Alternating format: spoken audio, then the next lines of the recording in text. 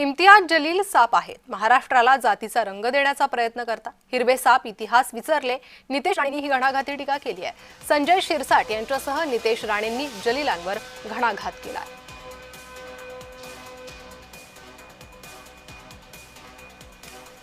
इम्तियाज जलील हा साप आहे. हे निजामाचे पूर्वज आहेत. ते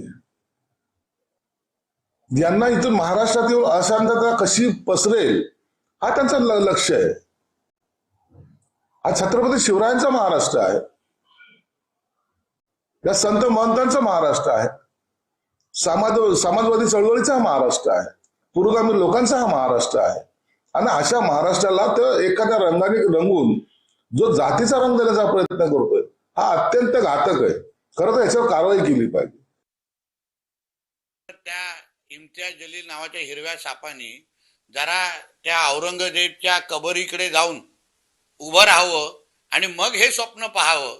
नाहीतर येणाऱ्या काळामध्ये हे जे आमच्या महाराष्ट्राकडे औरंग्या आणि टिप्याची स्वप्न बघणारे हे जे काही हिरवे साप आहेत त्यांच्यासाठी पण औरंग्याच्याच बाजूला दफन करण्याचे कार्यक्रम महाराष्ट्रातल्या हिंदू समाजात हातात घेईल एवढं मी तुम्हाला विश्वासाने सांगतो.